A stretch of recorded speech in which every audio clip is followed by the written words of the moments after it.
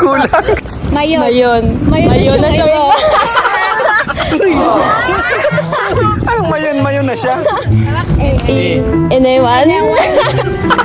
Grabe mga asar to, mga Kalingap Angels na to ah. Naasar po si Edo, Mga kasukay, mga kalingap. May laman itong biro ni Joy, no? May alam kaya siya tungkol kay Erica? Siyempre, ano naman sila, close naman sila. Lagi naman silang nag-chat niya, no? Siyempre, baka mamaya may nabanggit sa kanya, o, di ba? Uy, ano yan, palaisipan niya, na. So, yan nga, inaasar nila si Kalingap Edo. Siyempre, si Kalingap Edo is na-miss niya yung lugar na yan dahil noon, di ba, pumunta sila dyan nila Erica. Ang saya pa nga nila, no? Tapos ngayon, hindi nakasama si Erica. Siyempre, yung lugar na pinuntahan nila is maalaala ni Kalingap Edo. Naiyak pa nga siya, di ba? Naluha pa siya, naging parang nalungkot siya. At kita naman po natin sa mukha ni Kalingap Edo na kahit na masaya ang lahat, ay sa puso niya merong tinatagong lungkot, di ba? Sakit naman nun. O, di ba? So, hindi natin alam kung ano ba talaga yung totoo, pero ito, panoorin natin yung masasaya nilang pagpunta dyan, pamamasyal. Tara, panoorin po natin.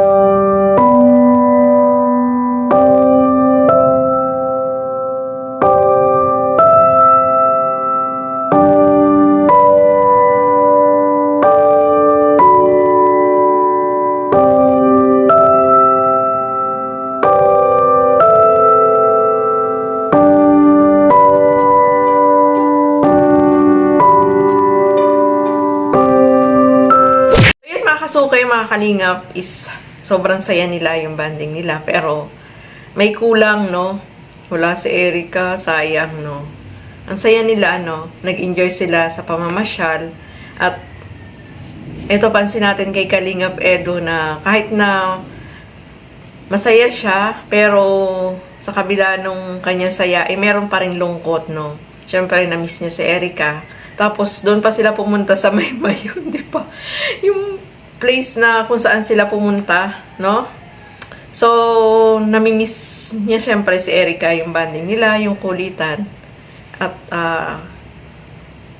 nakakalungkot lang na, ayun, ganun talaga, move on na lang tayo, no?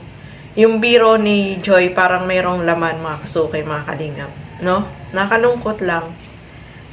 Malungkot tayo doon sa yung nangyari doon sa Edrica. Pero, kailangan tanggapin natin, mga kasukay, mga kalingap, no?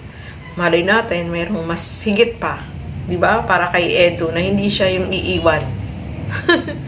Sakit, no? So, nag-enjoy po sila dyan, mga kasukay, mga kalingap, at talagang yung Kalingap Angels is talagang masaya-masaya sila at talagang na-enjoy nila yung lugar na pinuntahan nila, na masyal sila dyan. At kumain din sila syempre dun sa pinatikim din sa kanila ni Kalingap Rob yung ice cream na chili ice cream, no? So, yun na naman, mamiss na naman ni Edo yun, no? Kasi kumain din sila doon. Ito, panoorin natin, mga kasukay, mga kalingap. Ang ng lunok. Sa luka, oy, grabe. Ronaldo si Rosan ah.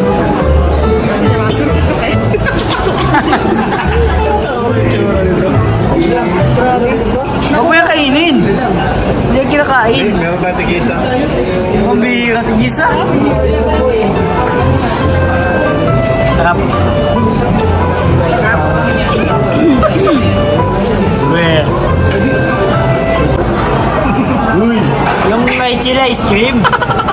Namiss ko. Manghang to eh. Hindi ko namiss yung manghang. Hindi mo na-miss yung manghang. Manghang, guys. Level mo yung sa Ayun. Ayun na siya.